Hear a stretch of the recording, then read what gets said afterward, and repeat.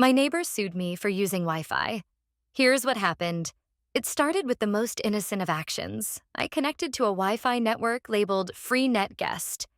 I assumed it was one of those shared public networks some people leave open for neighbors or visitors. My apartment's internet was down for the weekend, so I thought, why not? I streamed a movie, answered some emails, and went about my evening without giving it a second thought. Little did I know this simple connection would spiral into one of the strangest experiences of my life. The next morning, I found a neatly folded letter slipped under my door. Inside was a formal notice typed in overly bold font. Cease and desist, unauthorized access to private Wi-Fi network. It was signed by my neighbor, Carl, who lived 2 doors down. Carl was the sort of person you saw in passing, but never really wanted to talk to. He had this intense glare that made even a polite, "Good morning" feel like an interrogation. At first, I laughed. Surely this was a mistake. I hadn't hacked anything. The network literally said guest. I figured I'd clear it up with Carl, so I headed to his apartment, letter in hand. Carl answered the door wearing a suit. On a Sunday. Before I could even speak, he launched into a prepared speech. "You violated my digital property," he said, pointing an accusatory finger. "I've contacted my lawyer." "Carl," I said, trying to stay calm. "I thought it was public." The network said, guest. Does my living room say guest? Number does my refrigerator say help yourself? Number this is theft. Before I could protest, Carl slammed the door in my face. The following week, I received an official-looking envelope from a law firm. Carl was suing me for unauthorized use of his Wi-Fi, citing emotional distress, bandwidth theft, and breach of trust. The sum?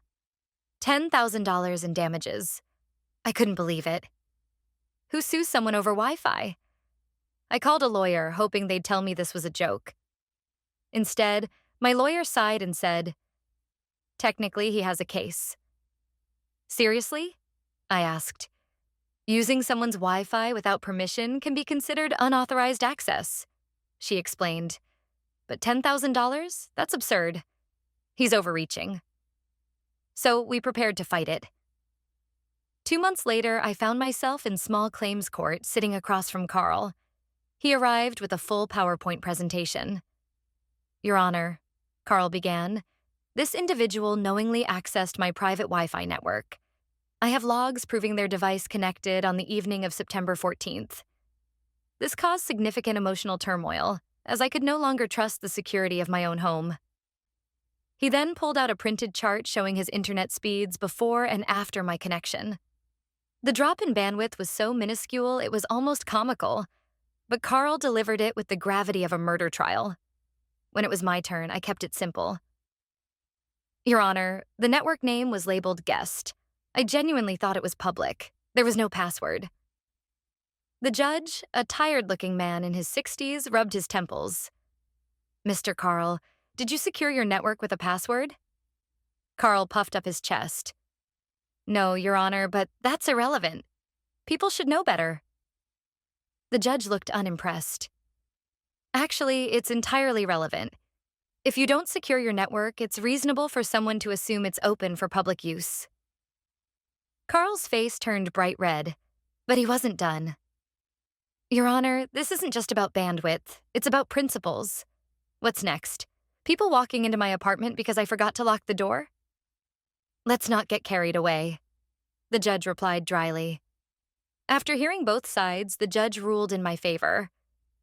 He did, however, issue a word of caution.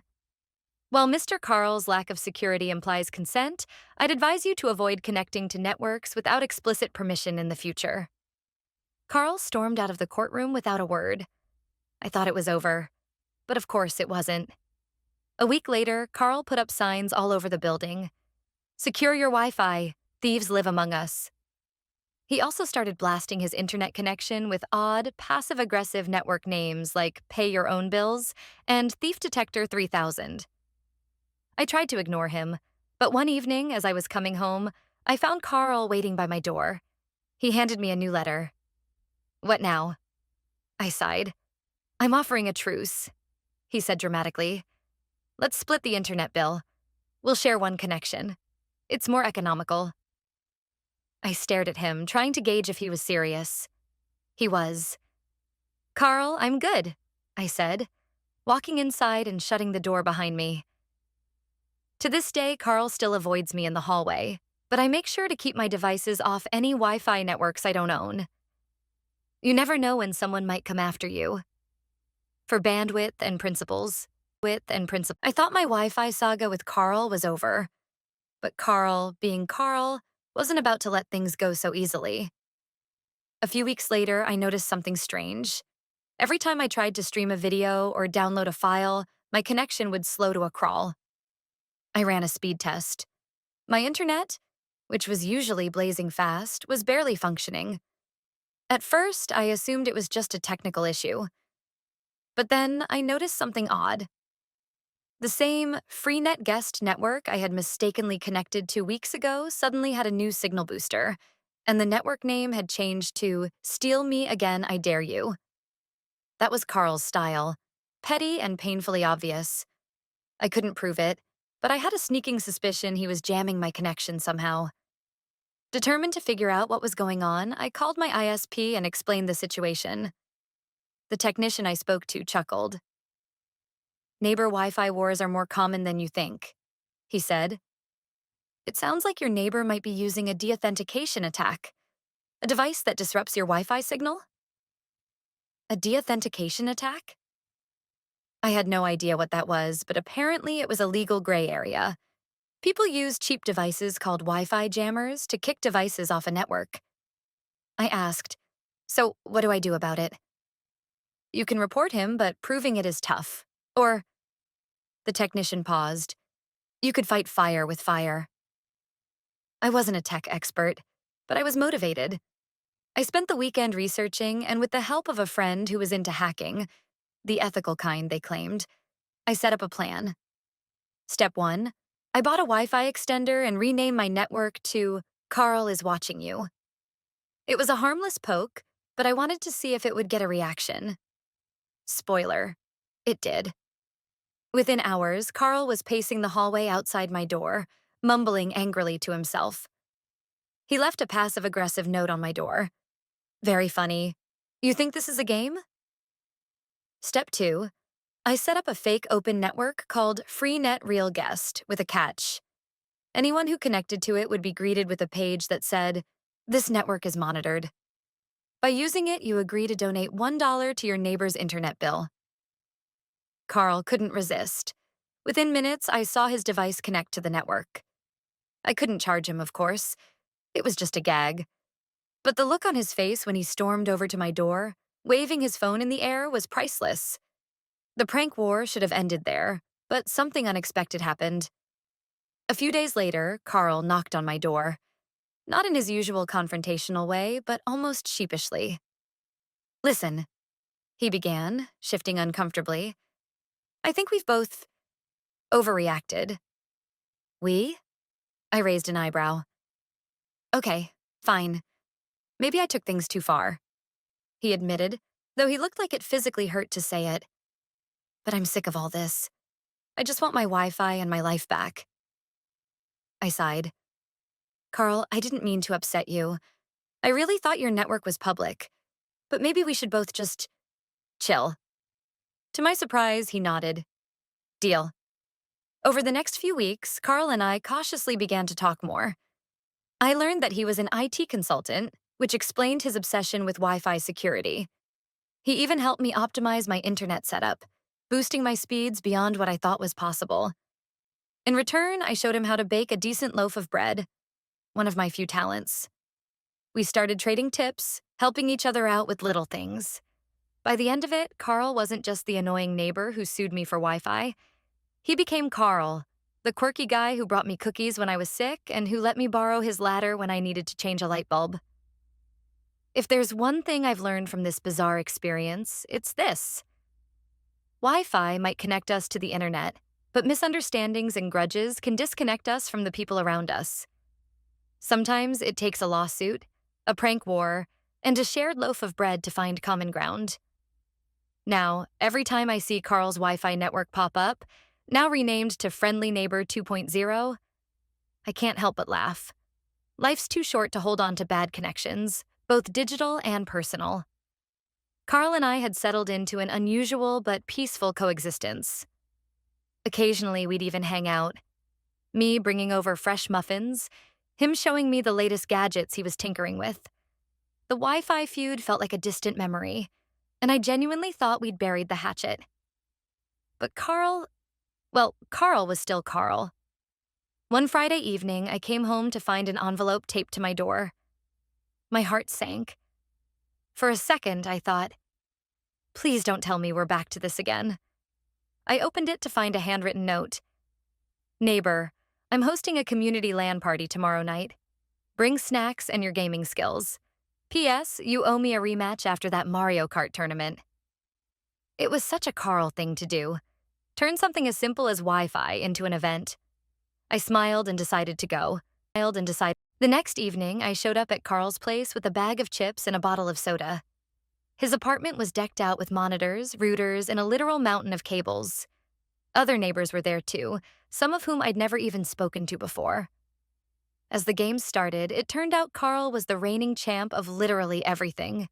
From first-person shooters to old-school Street Fighter, he dominated every match with ease. It was during a particularly intense Call of Duty match that someone asked, "Hey Carl, what's up with your network names?" Friendly Neighbor 2.0 sounds way too nice for you. Carl chuckled.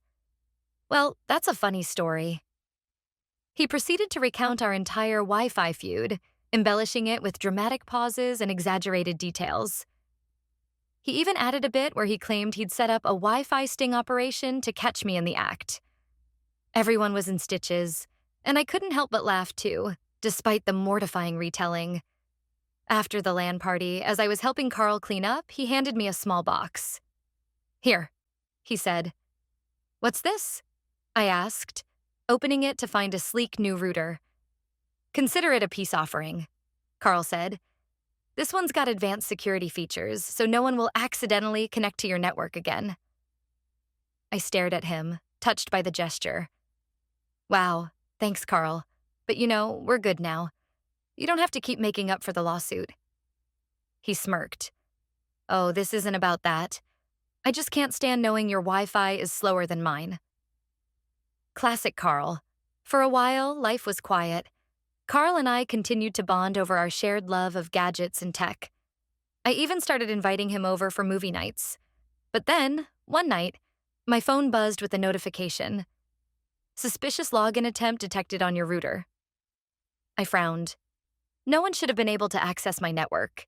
It was secured with a ridiculously long, random password. I logged into the router's admin panel to investigate. That's when I saw it. A device named Carl the Overlord had somehow connected to my Wi-Fi. I stormed down the hall and banged on Carl's door. He opened it, grinning like a kid who'd just been caught with his hand in the cookie jar. Carl, I exclaimed, what are you doing on my network?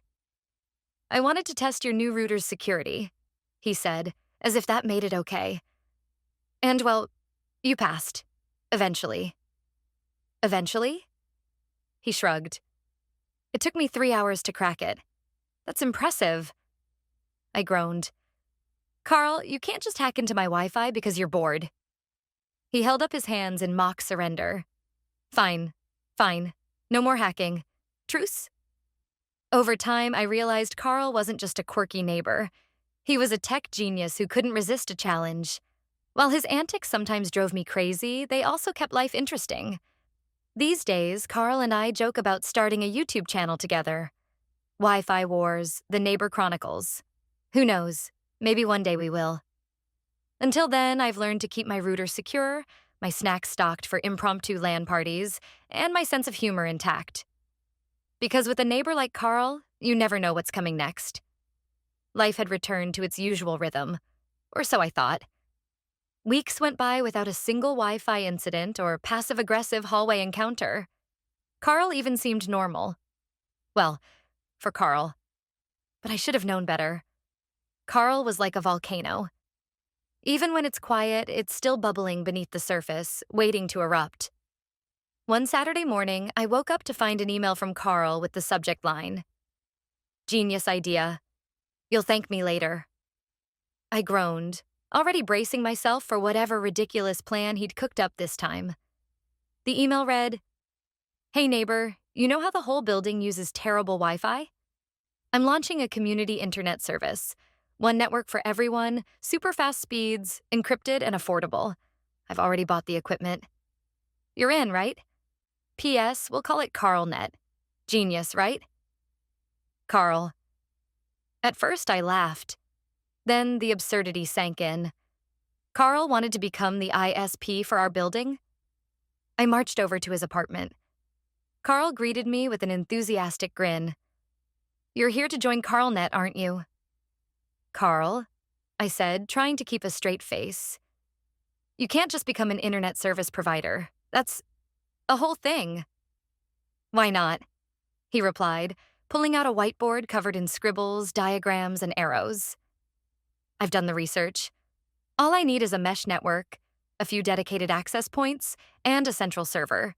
It's completely legal." "And what happens when people complain? Or if it breaks? Or if someone sues you for, I don't know, emotional distress?" Carl waved me off. "Details. Minor details. Look, the building's ISP charges way too much for terrible speeds. My system will be faster, cheaper, and secure. Plus," he leaned in dramatically, "everyone's already mad at Comcast."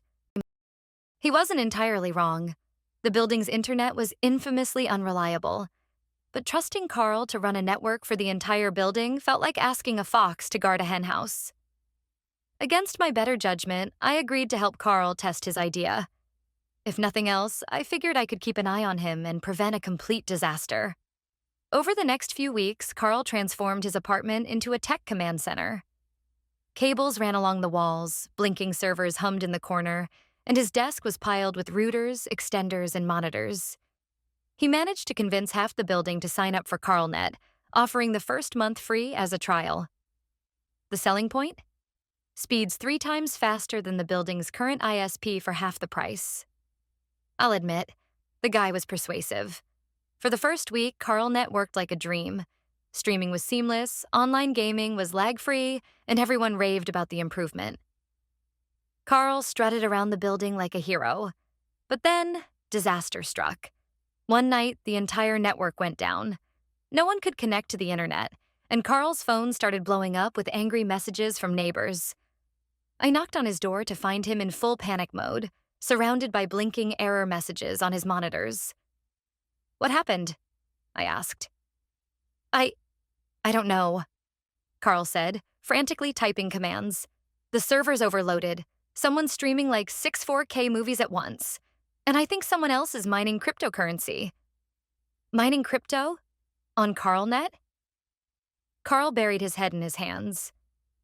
"I didn't think people would abuse it." "Carl," I said, trying to suppress a laugh, "you've essentially built a public network." "What did you think was going to happen?"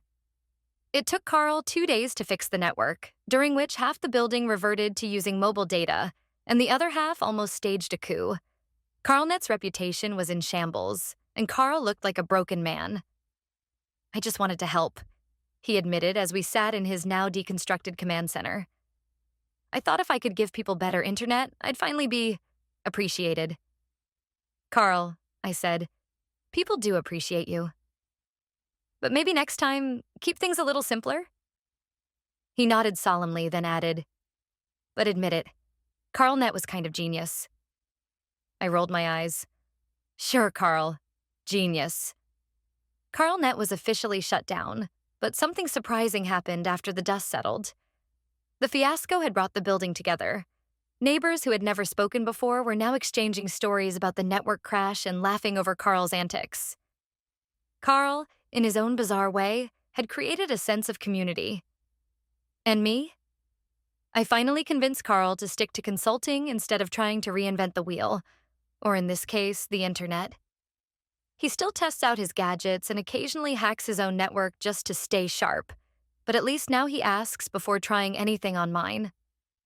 Every once in a while, when I see him in the hallway, he'll grin and say, You know, CarlNet 2.0 could really work. And every time I reply, not in this lifetime, Carl. Months passed and life in the building returned to normal, or as normal as it could be with Carl around. Our quirky friendship endured, and he continued to bounce wild ideas off me. But after the CarlNet debacle, he had toned things down considerably. Or so I thought. One evening, I was binge-watching a show when my internet suddenly cut out. Annoyed, I checked my router, but everything looked fine. The network was still active. Just as I started to troubleshoot, a message popped up on my laptop screen. Connection interrupted. Your neighbor is watching. See? For a second, I froze. Was this some kind of prank? It had to be Carl, right? I stomped down the hall to his apartment. When he opened the door, he looked confused. What's up? Don't what's up me, I snapped, holding up my laptop. What's with the creepy message? Carl squinted at the screen, then shook his head. That wasn't me. Carl, seriously, who else would do this? I swear, he insisted. I didn't send that. But now I'm curious. That was classic Carl. I sighed and followed him into his apartment, where he immediately started pulling up diagnostic tools on his computer. Carl connected to my network remotely and began scanning for any unusual activity. Within minutes, his face turned serious. This isn't normal, he muttered. What do you mean? I asked, suddenly uneasy. There's a hidden device on your network, he explained. It's piggybacking off your router, but it's not broadcasting its presence. Someone's spying on you. I stared at him, trying to process what he was saying. Wait, you're saying someone hacked into my Wi-Fi? But why? Carl didn't answer right away. He was typing furiously, pulling up lines of code and network logs. Finally, he looked up, his expression grim. It's not just your Wi-Fi. There's a signal coming from somewhere in the building. Someone's running a rogue network, and it's sophisticated. Carl was in his element now. He grabbed a strange-looking handheld device from his desk and explained, This is a Wi-Fi sniffer. It'll help us track down the rogue signal. Do I even want to know why you own that? I asked. Probably not, he said with a grin. We began walking through the building, watching the device as it detected signal strength. The closer we got to the source, the stronger the signal became. It led us to the basement, a dark, dingy space that no one ever used except for maintenance workers. Carl pushed open the door and we stepped inside. The air was damp and the faint hum of machinery echoed through the room. There, Carl whispered, pointing to a corner. Hidden behind some old storage boxes was a makeshift server rack, complete with blinking lights and cables snaking across the floor. A small screen displayed lines of code scrolling rapidly, too fast for me to read. What is this? I asked, my voice barely above a whisper. Carl leaned in, examining the setup. It's some kind of private network, but it's not just spying on your Wi-Fi. This thing is connected to every router in the building. As Carl tried to access the system, a new message appeared on the screen. You shouldn't have found this. Leave now. My heart pounded. Carl, maybe we should call the cops. Not yet, he said, his curiosity clearly outweighing his caution. He kept typing, muttering to himself as he bypassed layer after layer of encryption. Finally, he managed to access a folder labeled Logs. What we found made my blood run cold. There were files containing data on every resident in the building. Emails, browsing histories, even private photos. Someone had been collecting this information for months. This is way beyond some nosy hacker, Carl said, his voice uncharacteristically serious. This is organized. Before we could process what to do next, the lights in the basement flickered and the hum of the server stopped. The entire system had powered down. Someone knows we're here, I whispered. Carl grabbed his sniffer device and we bolted back to his apartment. He immediately checked his network tools but found nothing. The rogue network had disappeared completely, as if it had never existed. Whoever set this up is a pro, Carl said. They wiped everything. No traces, no signals, nothing. I felt a chill run down my spine. So what do we do now? Carl hesitated. I don't know, but whoever they are, they're not done, and they know we're on to them. The next morning, I found another envelope taped to my door. Inside was a single sheet of paper with a short message. Stay out of this. See, I showed it to Carl, but he just shook his head. That's not me. For the first time since I'd met him, Carl looked genuinely worried. We've stumbled into something big. Be careful, okay? From that day forward, Carl became more cautious, his usual confidence replaced with quiet paranoia. As for me, I started double-checking my locks and never left my laptop unattended.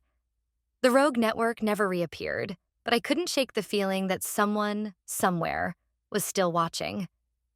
And every time my Wi-Fi connection flickered, I couldn't help but wonder, was it just a glitch? Or something more? Something more.